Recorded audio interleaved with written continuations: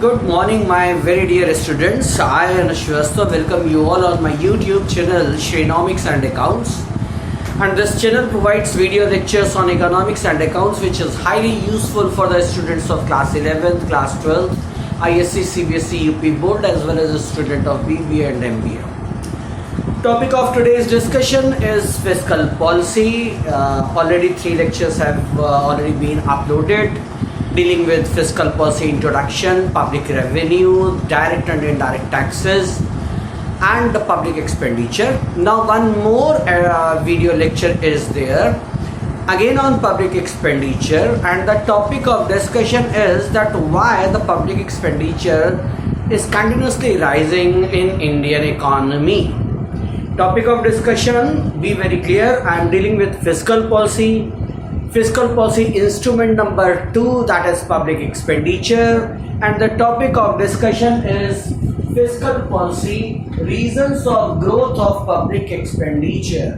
What are the reasons why the public expenditure is continuously rising in government of India or in Indian economy? First I'll deal with what is public expenditure, though I have dealt with the same in my previous video lecture in detail, but even then it is necessary to take the reference here. What is public expenditure? Public expenditure is government's expenses. What it is?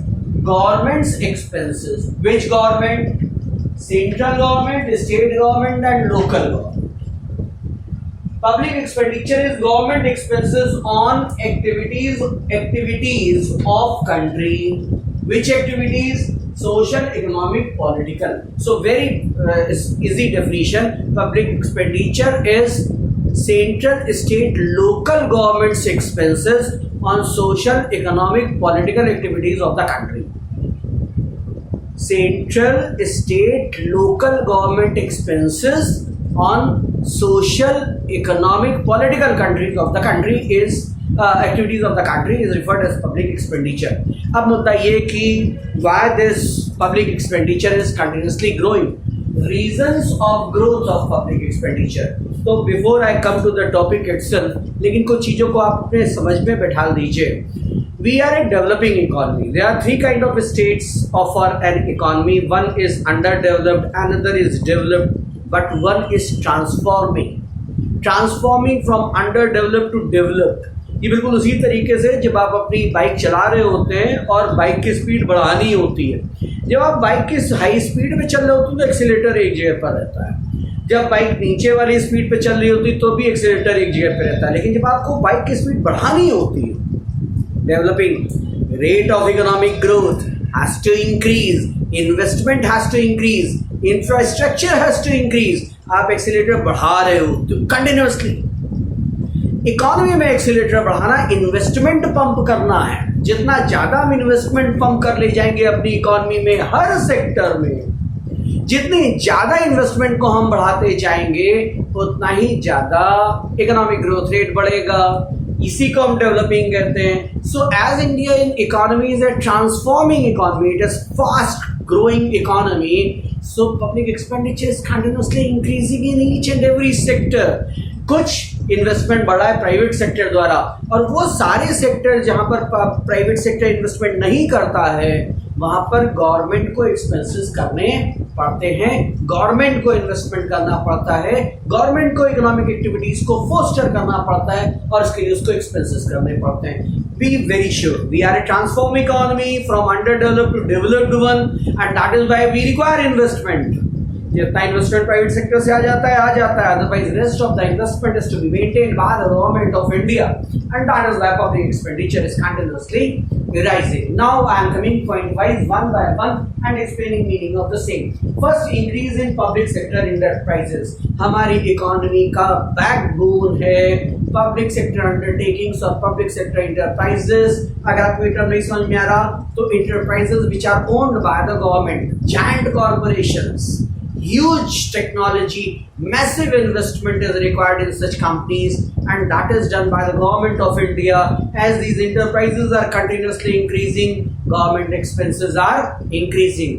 Yes, A number of firms are there: SAIL, BHEL, GAIL, RAIL, NTPC, ONGC, IPCL, BPCL, HP, बहुत सारी companies पड़ी हुई हैं और इन सब में बहुत massive expenses होता है.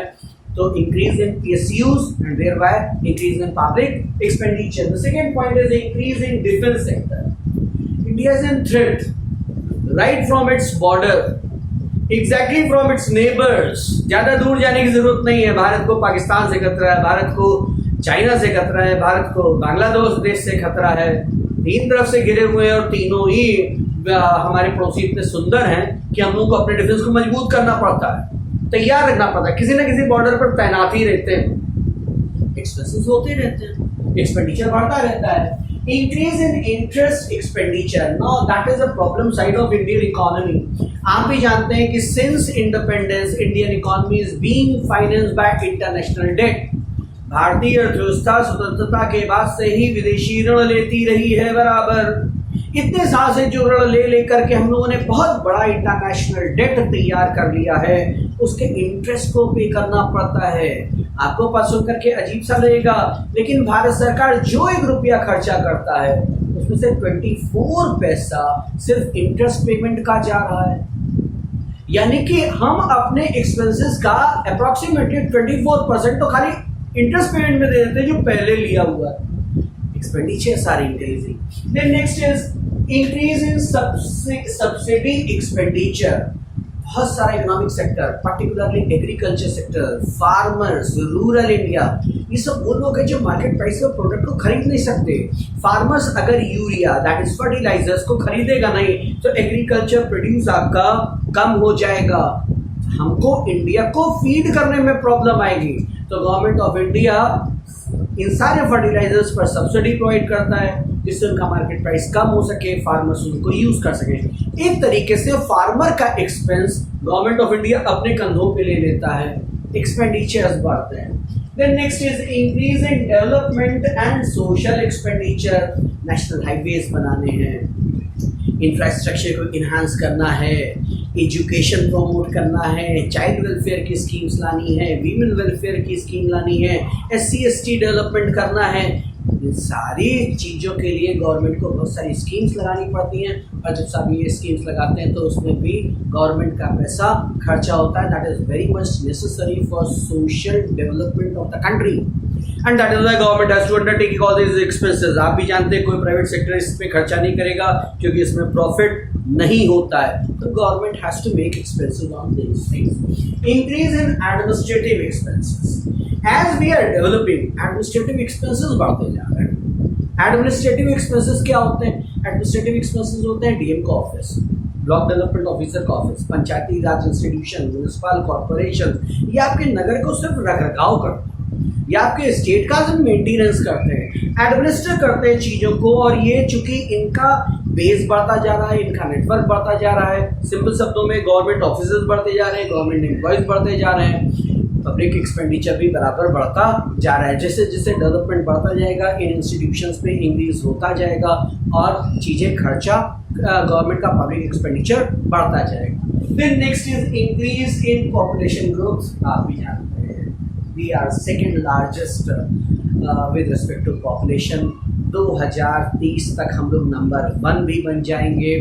सबसे बड़ी पॉपुलेशन होगी, 1/6 ऑफ वर्ल्ड पॉपुलेशन. पूरे विश्व की जनसंख्या का 1/6 भाग भारत में रहता है. जब इतने लोगों को हम लोग पालेंगे तो स्वाभाविक सी बात है कि खर्चे भी हम लोगों के ज़्यादा होंगे.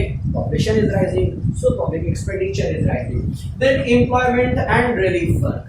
बेरोजगारी बहुत है, गरीबी बहुत है, अशिक्षा बहुत है. सरकार को कई बार काम के बदले अनाज योजना, कई बार रूरल डेवलपमेंट के लिए, रूरल एम्प्लॉयमेंट के लिए, सेल्फ एम्प्लॉयमेंट के लिए स्कीम्स लगानी पड़ती जिससे लोगों को रोजगार मिले और वो गरीबी की रेखा से ऊपर आए. चूंकि गवर्नमेंट को ये एम्प्लॉयमेंट अपॉर्चुनिटीज बनानी पड़ती हैं इसलिए भी बहुत सारे एक्सपेंसेस करने पड़ते हैं जिससे रूरल पॉपुलेशन को एम्प्लॉयमेंट मिल सके. Then next is price of commodities goes up. Inflationary economy है इंडियन इकोनॉमी. जब से हम लोग आज़ाद हुए इन्फ्लेशन कंटिन्यूस फिनोमिना है. गवर्नमेंट जब ये चीज़ों को एक्सपेंस करता है तो कुछ चीज़ें खरीदता है. अगर जिन चीज़ों को खरीदा जा रहा है उन्हीं के प्राइसेस बराबर बढ़ते जा रहे हैं तो गवर्नमेंट के एक्सपेंसेस भी बढ़ते जाएंगे। जैसे मैं एक हाउस होल्ड हूँ, महंगाई की वजह से मेरे एक्सपेंसेस बढ़ रहे हैं, उसी तरीके से गवर्नमेंट भी कहीं ना कहीं चीज़ों का कंजम्पशन करता है, मार्केट से खरीदता है। अगर मार्केट में उनके प्राइसेस बढ़ते जाएंगे तो गवर्नमेंट के एक्सपेंसेस भी बढ़ते जाएंगे। Then next is that is democratic structure of the government. Akbar साहब एक बार राजा बने, 53 साल तक राजा रहे, 53 ईयर्स तक he remain the king of the India. ना कोई इलेक्शन, ना कोई री इलेक्शन, ना कोई एडवर्टीजमेंट, ना कोई इलेक्शन कैंपेन, कोई खर्चा नहीं। 53 ईयर्स तक इलेक्शन का कोई एक्सपेंस नहीं हुआ। और एक इंडिया हर 5 साल में लोकसभा के इलेक्शन, हर 5 साल में दैट इज विधानसभा के इलेक्शन, विधान परिषद के इलेक्शन, इलेक्शन कैंपेनिंग, ये एक नॉन डेवलपमेंटल एक्सपेंसेस है इलेक्शन। लेकिन चूंकि हमारी डेमोक्रेटिक गवर्नमेंट है, हर 5 साल में हमें प्रधानमंत्री, राष्ट्रपति, सारा कैबिनेट, पूरी पार्लियामेंट फिर से रीइलेक्ट करनी है, इसलिए इलेक्शन के एक्सपेंसेस को हमको इंकर करना पड़ता है। Democratic setup is very expensive form of government, क्योंकि इलेक्शन में मैसिव एक्सपेंसेस होते हैं। Then next is rural developmental works. ग्रामीण आंचल भारत का अभी भी विकास से बहुत दूर है। वहाँ प्रॉपर रोड्स हैं, ना इलेक्ट्रिसिटी है, ना सैनिटेशन है, ना ड्रिंकिंग वाटर है, ना दैट ये सारी सुविधाएं जब नहीं होती हैं तो गवर्नमेंट को उनका डेवलपमेंट करना पड़ता है। धीरे धीरे सड़कें पहुँचाते हैं, धीरे धीरे बिजली गांव तक पहुँचाते हैं, गांव को शहरों से जोड़ने का प्रयास होता है। इस सब के लिए हमें रूरल इंफ्रास्ट्रक्चर को इन्हांस करना पड़ता है। रूरल इंफ्रास्ट्रक्चर को इन्हांस करने की जिम्मेदारी भी गवर्नमेंट ऑफ इंडिया की है। गवर्नमेंट उस पर एक्सपेंस करता रहता है और पब्लिक एक्सपेंडिचर बढ़ता रहता है। Then next is socialistic nature of government. We, the people of India, have solemnly resolved to constitute India into a sovereign, socialist, secular, democratic republic. जिसमें एक वर्ड मैंने पीछे बोला सोशलिस्टिक, समाजवादी सरकार है। समाजवादी सरकार का मतलब ही होता है that is a welfaristic government. Socialistic has to be welfaristic. Welfaristic का मतलब क्या है? वेलफेयरिस्टिक का मतलब है सरकार सुविधाएं तो जनता को देगी, लेकिन यदि जनता पे कर सकती है तो पेमेंट रिसीव करेगी, और जनता पे नहीं कर सकती तो उसे पेमेंट रिसीव नहीं किया जाएगा। ये बिल्कुल उसी दुकान की तरीके से जो सामान तो बेचेगी लेकिन ग्राहक से पैसे नहीं लेगी। अब आप ही बताइए सरकार का या उस दुकान का क्या होगा?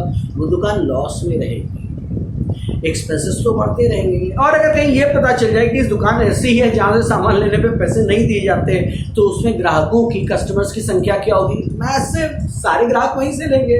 गवर्नमेंट ऑफ इंडिया भी इसी तरीके का, everyone is taking benefits from there but is not paying. When it is not paying, government's responsibility under welfareistic form of government to fulfill each and every aspiration of public, whether they can pay, whether they cannot. लेकिन वेलफेयरिस्टिक होने के नाते government को वो schemes launch करनी पड़ती है। एक ज़माने में जब भी किसी व्यक्ति को कुछ चाहिए होता था वो भगवान की ओर देखता था। डेमोक्रेटिक सेटअप में जब भी किसी को कुछ चाहिए होता है वो भारत सरकार की ओर देखता है। It is his right and government's obligation to provide that services. इसके आगे जब वेलफेयरिस्टिक के साथ डेमोक्रेटिक भी आ जाता है तो ये लायबिलिटी और ज़्यादा कठिन हो जाती है। हर गवर्नमेंट को ये सुनिश्चित करना होता है कि पब्लिक जो कुछ भी मांग रही है उसके पास तक वो फैसिलिटीज पहुंचनी चाहिए। Now these are the points why the government expenses are increasing with the passage of time. As our economy is increasing, public expenditure is continuously rising. मैं थोड़ा सा छोटा सा समअप फिर से करूँगा। पहली बात तो पब्लिक एक्सपेंडिचर क्या होता है? Expenses done by central, state, local government on social, economic, political activities of country. Expenses done by government on activities of country is public expenditure. क्यों बढ़ रहा है? पॉपुलेशन बढ़ रही भाई, इकोनॉमी बढ़ रही भाई, सोशल डेवलपमेंट करना है, इकोनॉमिक डेवलपमेंट करना है, गरीबों का पेट भरना है, रूरल डेवलपमेंट करना है, SC ST development, women development, child development करना है। और इन सब के बाद पूरी इकोनॉमी चूंकि ग्रो कर रही तो इंफ्रास्ट्रक्चर इन्हांसमेंट करना है। जो 3 लाइन बोली अगर आपके दिमाग में यहाँ पर बैठ जाएगी और आपने इंग्लिश को भी तो आप आंसर हमेशा लिखेंगे, क्योंकि मैंने 7-8 पॉइंट लगभग बोल दिए। आखिरी लाइन को 3-4 बार सुन लीजिएगा। होप आपको ये वीडियो समझ में आया होगा, मैंने जो डिस्कशन किया वो समझ में आया होगा। अगर कोई चीज़ नहीं समझ में आई तो आप मुझे anojshri143.as@gmail.com पर मेल कर सकते हैं। मैं ज़्यादा डिस्कशन कर दूंगा, आपकी प्रॉब्लम को रिजॉल्व करूँगा। अगर वीडियो अच्छा लगा हो तो आप इसे शेयर कर सकते हैं, बेल आइकन को दबा सकते हैं। इसमें सिर्फ इकोनॉमिक्स और अकाउंट्स के ही वीडियोस अपलोड होते हैं जो बहुत यूजफुल है मेरे अच्छे स्टूडेंट्स के लिए, so that they can prepare. Thanks a lot for watching the video. Happy learning. Thank you.